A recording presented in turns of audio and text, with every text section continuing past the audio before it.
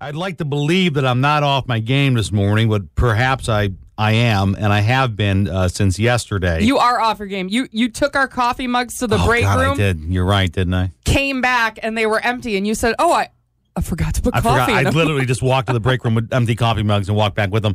The reason why is yesterday I received news that no one ever wants to hear, but one of my closest friends had passed away very suddenly. I'm probably still in shock over it, but I was definitely in shock yesterday when I got it, and I think everyone else is in shock too.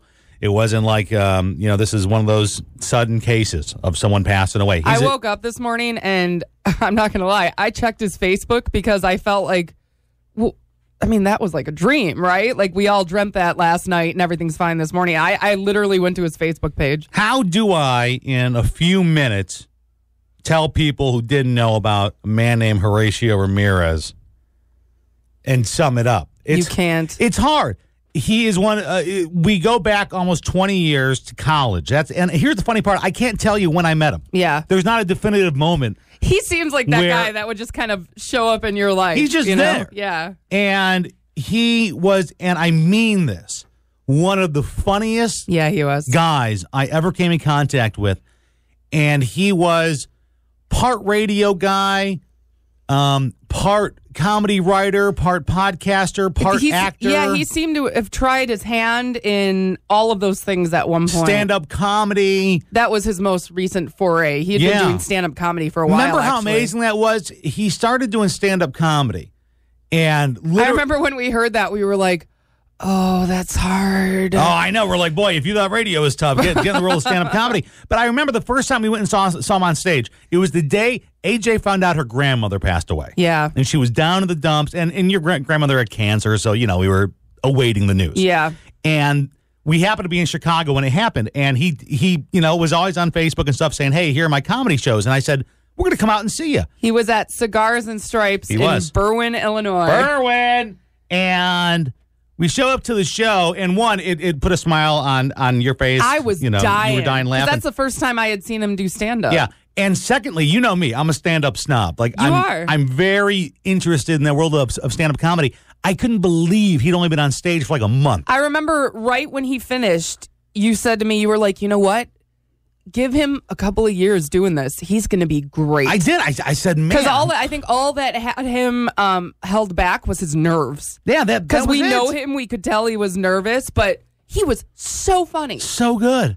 He was a guy that literally everyone loved. And last night, I was talking to my buddy Brad, and, we're all traveling radio guys, and he goes, every city I've lived in, he's come out and visited me, and he leaves with new friends. Yeah. And I said, it's the same thing with me. It's like 6 degrees of separation. He's friends with our old friend from Seattle just because he met her through us. And they became friends and they talked. And I'm not talking about we became friends on Facebook. I mean, legit. We talk on the phone. We even make plans to get together. He was that liked of a guy. There wasn't a person I know who had a bad thing to say about him. He was a funny guy. He lit up a room. And I can't believe that someone from my inner clique at our age, because he was 38, I'm 37, he was 38, that he's gone. And it's natural causes. I mean, that's not something I expected to ever deal with at this stage of my life. Last night, I was sitting there, I couldn't sleep, and I'm talking to my buddy Brad, and I said, I always imagine the five of us, because we have a clique. It's called 3WC. It's us five guys from college. And I said, I always imagine us as these old men. It's almost like the old John Belushi skit from SNL. Oh, it so is. When he's the old, he's the last one standing at the graveyard. And I said, I always imagine in my head us being these five old crotchety men, and we all start showing up to these funerals, and we go from 5 to 4 to 3 to 2 to 1. And who's going to be the last man standing? And I never thought in my 30s. I thought about that last night because your friend Brad and Horacio went as the Blues Brothers. They did, yeah. For Halloween a few times, didn't they? I think just once. Oh, just once? Yeah. But last night I was thinking about that, and I pictured the skit from SNL where they're toasting Bill Swirsky. Yeah. And they have all these crazy, ridiculous, amazing things to say about him. And I just pictured all you guys doing that. Listen, I could go on For hours. This whole show could be me just talking about. And it's hard because if you don't know him, yeah. I mean, you don't care right now, right? You don't right? care, no. But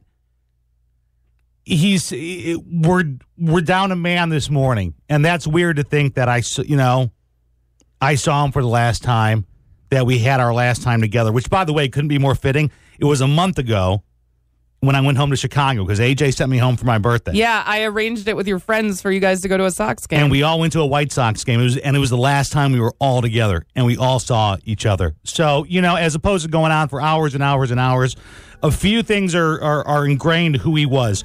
One was the White Sox, and another one was the Beatles. He went as Paul McCartney for Halloween one year. He was a Paul McCartney aficionado. I have no doubt next month when I see Paul to Joe, all I'm going to do is think about Horacio. But you can't choose your family in life, but you can choose your friends. Your friends are your family you choose for yourself. And my friends are my family, and this family member lives forever with me.